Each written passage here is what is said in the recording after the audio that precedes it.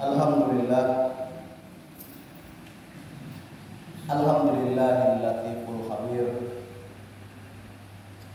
mujibud da'watal muqtarin, wa rahimal fuqara wal masakin. Fa subhanahu wa ta'ala hakimul qadir.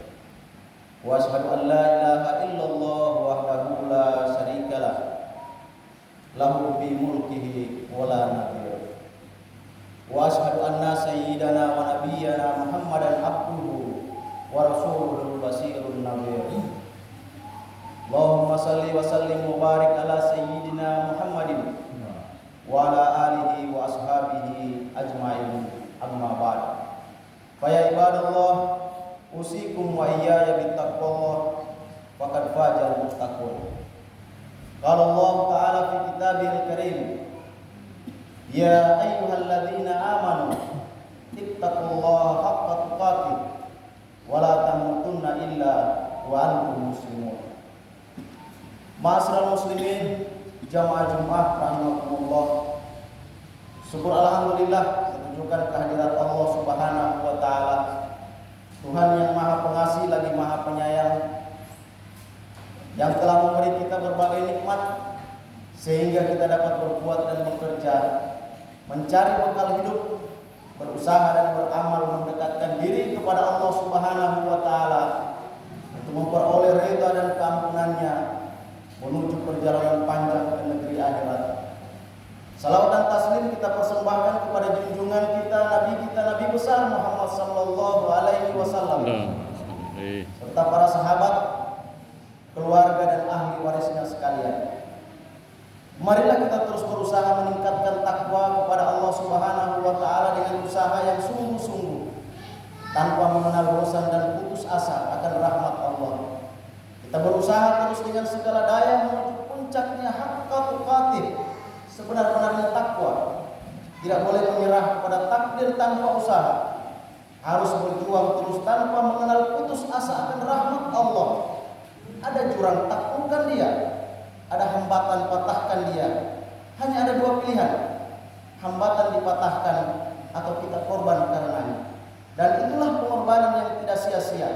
Allah Subhanahu wa taala berfirman, ya ayyuhalladzina amanu ittaqullaha haqqa tuqatih wa la tamutunna illa wa antum muslimun. Wahai orang-orang yang beriman, bertakwalah kepada Allah dengan sebenar-benar takwa, dan janganlah kamu mati kecuali dalam Islam. Kalau sudah berusaha dan tidak dapat mencapai puncak takwa, maka jangan khawatir, Allah tidak akan memaksa kecuali menurut kesanggupan kita. Dan itulah prioritas yang diberikan kepada orang-orang yang telah berjuang.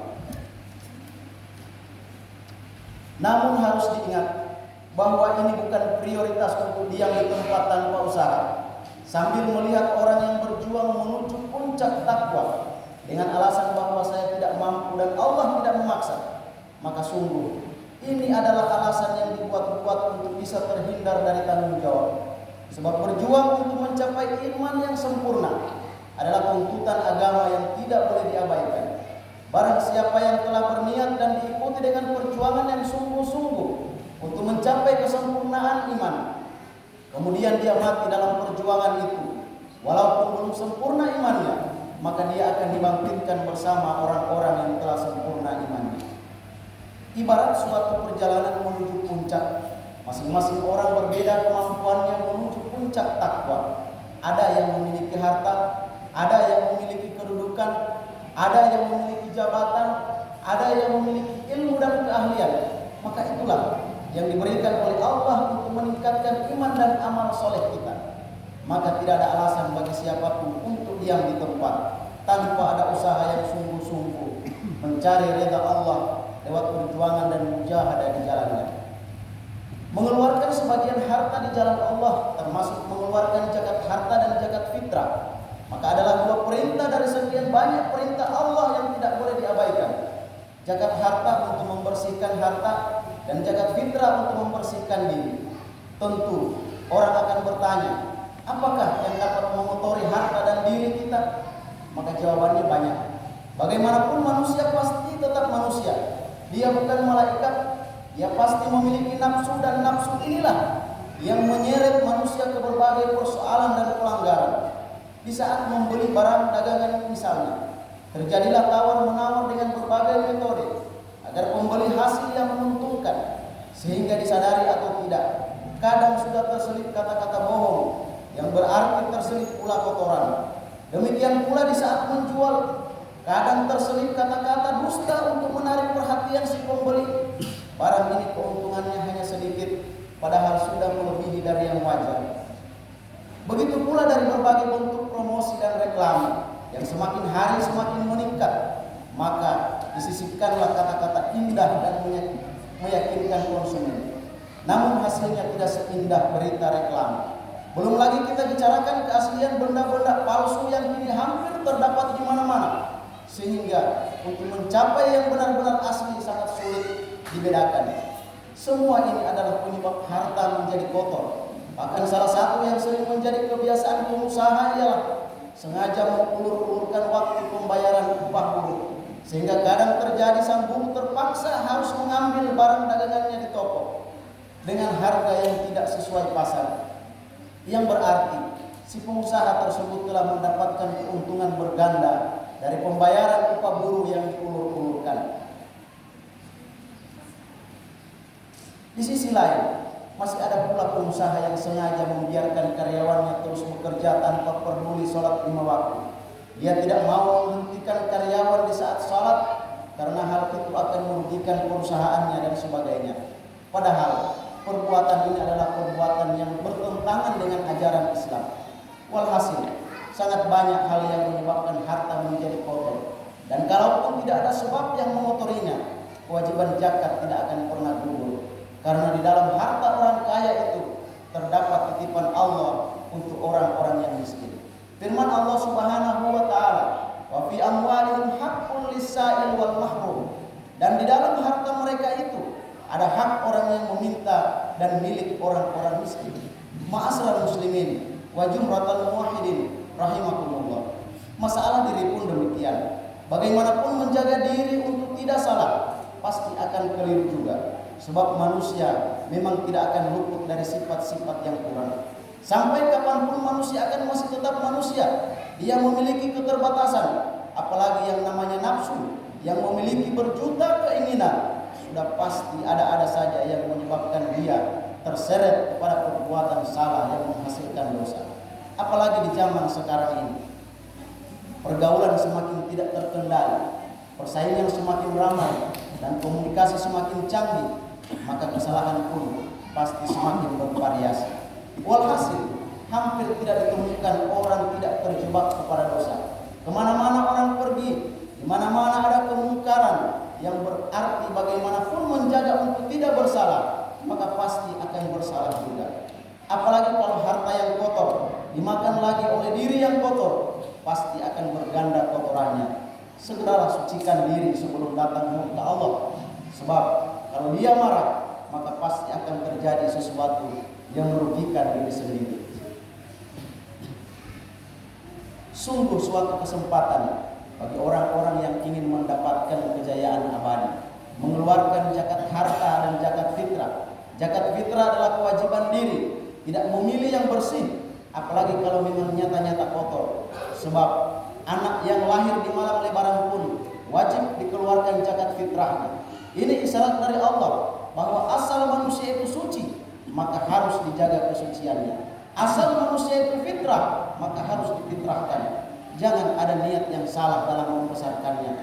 Jangan ada kata-kata kotor yang didengarnya. Jangan hanya permainan dunia yang dilihatnya.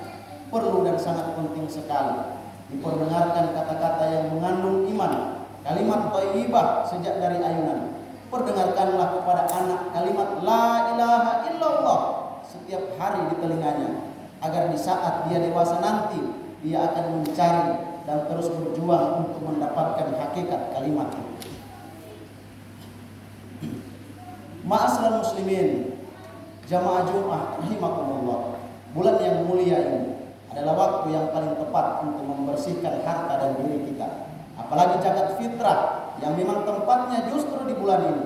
Sungguh sangat disayangkan kalau zakat fitrah yang hanya sedikit dan sekali dalam setahun ini dilalaikan orang dengan alasan tidak mampu. Padahal persiapan lebaran dengan aneka hidangan dan pakaian baru bisa disiapkan. Hal ini adalah kelalaian yang sangat besar yang tidak patut dibiarkan. Allah mewajibkan kita untuk membersihkan harta dan diri. Sesungguhnya bukan untuk kepentingan Allah, melainkan untuk kepentingan kita juga. Allah Subhanahu wa taala berfirman, "Qad aflaha man tazakka wa dzakara asma rabbih fasalla." Sungguh beruntung orang-orang yang mensucikan diri, kemudian mereka mengingat Allah dan melaksanakan sholat. Sungguh beruntung. Itulah penegasan Allah bagi orang-orang yang telah mensucikan diri. Dan kalau Allah telah menyatakan beruntung, maka sudah pasti tidak ada orang yang berani mengatakan merugi. Oleh karena itu, Ramadan tinggal selangkah lagi akan meninggalkan kita. Hari-hari terakhir Ramadan ini akan menjadi saksi mengenai apa yang telah kita lakukan selama bulan Ramadan ini. Apakah kita mampu mengisinya dengan berbagai kebaikan, ataukah kita termasuk mereka yang lalai? Ibarat sebuah kapal, bulan Ramadan tinggal sedikit lagi akan berlabuh di dermaga kaum muslimin. Maka setelah saatnya berakhir, dia pun pergi dan berlayar kembali meneruskan perjalanannya ke hadirat Ilahi. Dia pergi meninggalkan kesan dan kenangan. Dia berangkat dengan segala catatan dan urusan. Semua yang dilakukan insan, semua yang dilakukan manusia, amal dan dosa, taat dan maksiat selama bulan suci Ramadan, semua tak terlewatkan, dibawa untuk dilaporkan di hadapan Allah Subhanahu wa taala. Maka yang patut dipertanyakan kepada diri kita sendiri adalah, termasuk dalam catatan manakah kita? Ketika kita dilaporkan di hadapan Allah Subhanahu wa taala, apakah kita termasuk orang yang merugi ataukah beruntungkah kita? Apakah termasuk orang-orang yang memanfaatkan bulan Ramadan tahun ini atau justru orang yang menyia-nyiakannya? Inilah saatnya kita berburu pahala. Inilah saatnya kita berburu ridha Allah. Inilah saatnya kita menuju kemenangan. Betapa banyak orang yang ingin menyambut kedatangannya, tapi jatah hidupnya telah habis. Betapa banyak orang yang berharap untuk bertemu dengannya dan memperoleh barokahnya, tapi ajal memutus harapannya. Kita bersyukur Allah masih memberikan kesempatan kepada kita untuk bertemu dengan hari-hari terakhir Ramadan ini. Semoga kita diberi kekuatan untuk memanfaatkannya sebaik mungkin dan mengisinya dengan berbagai ketaatan. Barakallahu wa lakum fil Qur'anil azim wa nafa'ani wa iyyakum bima fihi minal ayati wa dzikril hakim. Wa taqabbal minni wa minkum tilawatan innahu huwas samiul alim. Aqulu qawli hadza wastaghfiruhu innahu huwal ghafurur rahim.